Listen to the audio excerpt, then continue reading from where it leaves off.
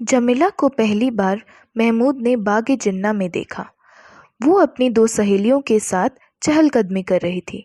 سب نے کالے برقعے پہنے تھے مگر نقابیں الٹی ہوئی تھی۔ محمود سوچنے لگا، یہ کس قسم کا پردہ ہے کہ برقع اڑا ہوا ہے مگر چہرہ ننگا ہے؟ آخر اس پردے کا مطلب کیا؟ جمیلہ کے حسن سے وہ بہت متاثر ہوا۔ وہ اپنی سہیلیوں کے ساتھ ہنستی کھیلتی جا رہی تھی۔ محمود اس کے پیچھے چلنے لگا۔ اس کو اس بات کا قطعاً ہوش نہیں تھا کہ وہ ایک غیر اخلاقی حرکت کا مرتکب ہو رہا ہے۔ اس نے سینکڑوں مرتبہ جمیلہ کو گھور گھور کے دیکھا۔ اس کے علاوہ ایک دو بار اس کو اپنی آنکھوں سے اشارے بھی کیے، مگر جمیلہ نے اسے دور کھور اعتنا نہ سمجھا اور اپنی سہیلیوں کے ساتھ بڑھتی چلی گئی۔ اس کی سہیلیاں بھی کافی خوبصورت تھی، مگر محمود نے اس میں ایک ایسی کشش پائی جو لوہے کے ساتھ مقناطیس کی ہوتی ہے۔ وہ اس کے ساتھ چمٹ کر رہ گیا۔ ایک جگہ اس نے جرت سے کام لے کر جمیلہ سے کہا، حضور اپنا نقاب تو سنبھالیے، ہوا میں اڑ رہا ہے۔ جمیلہ نے یہ سن کر شور مچانا شروع کر دیا۔ اس پر پولیس کے دو سپاہی جو اس وقت باغ میں ڈیوٹی پر تھے دوڑتے آئے اور جمیلہ سے پوچھا، بہن کیا بات ہے؟ جمیلہ نے محمود کی طرف دیکھا جو سہما کھڑا تھا اور کہا، یہ لڑکا مجھ سے چھیڑخانی کر رہا تھا۔ جب سے میں اس باغ میں داخل ہوئی ہوں یہ میرا پیچھا کر رہا ہے۔ سپاہیوں نے محمود کا سرسری جائزہ لیا اور اس کو گرفتار کر کے حوالات میں داخل کر دیا، لیکن اس کی ضمانت ہو گئی۔ اب مقدمہ شروع ہوا۔ اس کی رویداد میں جانے کی ضرورت نہیں، اس لیے کہ یہ تفصیل طلب ہے۔ قصہ مختصر یہ ہے کہ محمود کا جرم ثابت ہو گیا اور اسے 2 ماہ قید بامشقت کی سزا مل گئی۔ اس کے والدین نادار تھے، اس لیے وہ سیشن کی عدالت میں اپیل نہ کر سکے۔ محمود سخت پریشان تھا کہ آخر اس کا قصور کیا ہے۔ اس کو اگر ایک لڑکی پسند آ گئی تھی اور اس نے اس سے چند باتیں کرنی چاہی تو کیا یہ جرم ہے جس کی پاداش میں وہ 2 ماہ قید بامشقت بھگت رہا ہے؟ جیل خانے میں وہ کئی مرتبہ بچوں کی طرح رویا۔ اس کو مصوری کا شوق تھا، لیکن اس سے وہاں چکی پسوائی جاتی تھی۔ ابھی اسے جیل خانے میں آئے 20 روز ہی ہوئے تھے کہ اسے بتایا گیا اس کی ملاقات آئی ہے۔ محمود نے سوچا کہ یہ ملاقاتی کون ہے؟ اس کے والد تو اس سے سخت ناراض تھے، والدہ اپاہج تھی اور کوئی رشتہ دار بھی نہیں تھے۔ سپاہی اسے دروازے کے پاس لے گیا جو آہنی سلاخوں کا بنا ہوا تھا۔ ان سلاخوں کے پیچھے اس نے دیکھا جمیلہ کھڑی تھی۔ وہ بہت حیرت زدہ ہوا۔ اس نے سمجھا کہ شاید کسی اور سے ملنے آئی ہوگی، مگر جمیلہ نے سلاخوں کے پاس آ کر اس سے کہا، میں آپ سے ملنے آئی ہوں۔ محمود کی حیرت میں اور بھی اضافہ ہو گیا۔ مجھ سے؟ جی ہاں، میں معافی مانگنے آئی ہوں کہ میں نے جلد بازی کی جس کی وجہ سے آپ کو یہاں آنا پڑا۔ محمود مسکرایا۔ ہائے زود پشیماں کا پشیماں ہونا۔ یہ غالب ہیں؟ جی ہاں، غالب کے سوا اور کون ہو سکتا ہے جو انسان کے جذبات کی ترجمانی کر سکے؟ میں نے آپ کو معاف کر دیا، لیکن میں یہاں آپ کی کوئی خدمت نہیں کر سکتا، اس لیے کہ یہ میرا گھر نہیں ہے، سرکار کا ہے۔ اس کے لیے میں معافی کا خواستگار ہوں۔ جمیلہ کی آنکھوں میں آنسو آ گئے۔ میں آپ کی خادمہ ہوں۔ چند منٹ ان کے درمیان اور باتیں ہوئی جو محبت کے عہد و پیمان تھی۔ جمیلہ نے اس کو صابن کی ایک ٹکیا دی، مٹھائی بھی پیش کی۔ اس کے بعد وہ ہر 15 دن کے بعد محمود سے ملاقات کرنے آتی تھی۔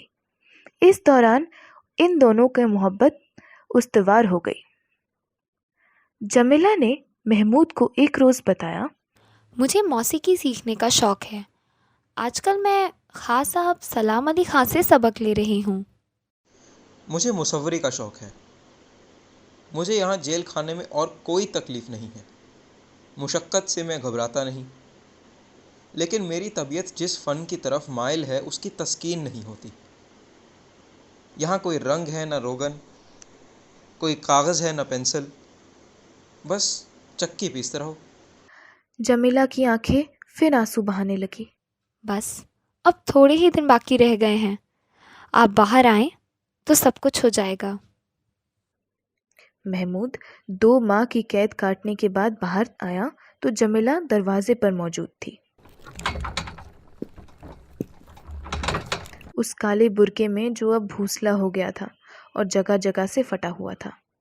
دونوں آرٹسٹ تھے، اسی لیے انہوں نے فیصلہ کیا کہ شادی کر لیں گے۔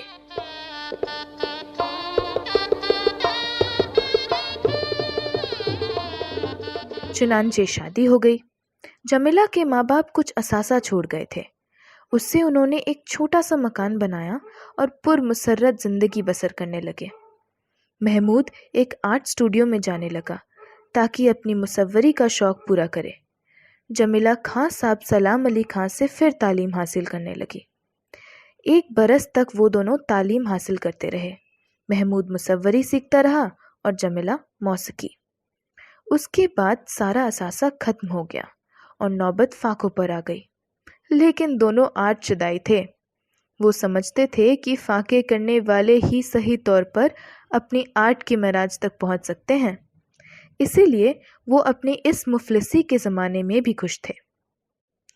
ایک دن جمیلہ نے اپنے شوہر کو یہ مجدہ سنایا کہ اسے ایک امیر گھرانے میں موسیقی سکھانے کی ٹیوشن مل رہی ہے۔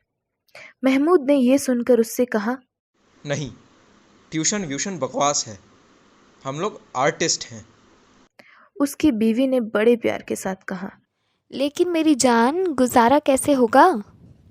محمود نے اپنے پھوسڑے نکلے ہوئے کوٹ کا کالر بڑے امیرانہ انداز میں درست کیا اور جواب دیا، آرٹسٹ کو ان فضول باتوں کا خیال نہیں رکھنا چاہیے۔ ہم آرٹ کے لیے زندہ رہتے ہیں، آرٹ ہمارے لیے زندہ نہیں رہتا۔ جمیلہ یہ سن کر خوش ہو گئی۔ لیکن میری جان، آپ مصوری سیکھ رہے ہیں، آپ کو ہر مہینے فیس ادا کرنی پڑتی ہے، اس کا بندوبست بھی تو کچھ ہونا چاہیے۔ پھر کھانا پینا ہے، اس کا خرچ علیحدہ ہے۔ میں نے فی الحال مصوری کی تعلیم لینی چھوڑ دی ہے، جب حالات موافق ہوں گے تب دیکھا جائے گا۔ دوسرے دن جمیلہ گھر آئی تو اس کے پرس میں 15 روپے تھے جو اس نے اپنے خاموند کو حوالے کر دیے اور کہا، میں نے آج سے ٹیوشن شروع کر دی ہے اور یہ 15 روپے مجھے پیشگی ملے ہیں۔ آپ مصوری کا فن سیکھنے کا کام جاری رکھیں۔ محمود کے مردانہ جذبات کو بڑی ٹھیس لگی۔ میں نہیں چاہتا کہ تم ملازمت کرو، ملازمت مجھے کرنی چاہیے۔ جمیلہ نے خاص انداز میں کہا، ہائے، میں آپ کی غیر ہوں؟ میں نے اگر کہیں تھوڑی دیر کے لیے ملازمت کر لی ہے تو اس میں حرج ہی کیا ہے؟ بہت اچھے لوگ ہیں، اور جس لڑکی کو میں موسیقی کی تعلیم دیتی ہوں وہ بہت ہی پیاری اور ذہین ہے۔ یہ سن کر محمود خاموش ہو گیا۔ اس نے مزید گفتگو نہ کی۔ دوسرے ہفتے کے بعد وہ 25 روپے لے کر آیا اور اپنی بیوی سے کہا، میں نے آج اپنی ایک تصویر بیچی ہے، خریدار نے اسے بہت پسند کیا، لیکن خسیس تھا، صرف 25 روپے دیے۔ اب امید ہے کہ میری تصویروں کے لیے مارکیٹ چل نکلے گی۔ جمیلہ مسکرائی۔ تو پھر کافی امیر آدمی ہو جائیں گے۔ جب میری تصویریں بکنا شروع ہو جائیں گی تو میں تمہیں ٹیوشن نہیں کرنے دوں گا۔ جمیلہ نے اپنے خاموند کی ٹائی کی گرہ درست کی اور بڑے پیار سے کہا، آپ میرے مالک ہیں، جو بھی حکم دیں گے مجھے تسلیم ہوگا۔ دونوں بہت خوش تھے، اس لیے کہ وہ ایک دوسرے سے محبت کرتے تھے۔ محمود نے جمیلہ سے کہا، اب تم کچھ فکر نہ کرو، میرا کام چل نکلا ہے۔ 4 تصویریں کل پرسوں تک بک جائیں گی اور اچھے دام وصول ہو جائیں گے، پھر تم اپنی موسیقی کی تعلیم جاری رکھ سکو گی۔ ایک دن جب جمیلہ شام کو گھر آئی تو اس کے سر کے بالوں میں دھنکی ہوئی روئی کا غبار اس طرح جمع ہوا تھا جیسے کسی ادھیڑ عمر آدمی کی داڑھی میں سفید بال۔ محمود نے اس سے استفسار کیا، یہ تم نے اپنی بالوں کی کیا حالت بنا رکھی ہے؟ موسیقی سیکھنے جاتی ہو یا کسی زنگ فیکٹری میں کام کرتی ہو؟ جمیلہ نے، جو محمود کی نئی رضائی کی پرانی روئی کو دھنک رہی تھی، مسکرا کر کہا، ہم آرٹسٹ لوگ ہیں، ہمیں کسی بات کا بھی ہوش نہیں رہتا۔ محمود نے حقے کی نئی منہ میں لے کر اپنی بیوی کی طرف دیکھا اور کہا،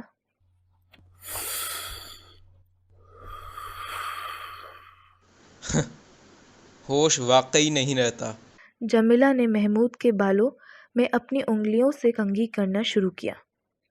یہ دھنکی ہوئی روئی کا غبار آپ کے سر میں کیسے آ گیا؟ محمود نے حقے کا ایک کش لگایا۔ جیسے تمہارے سر میں موجود ہے۔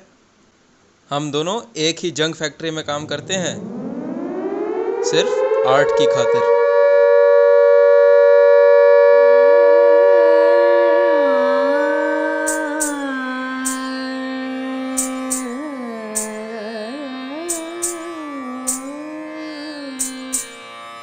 ہاں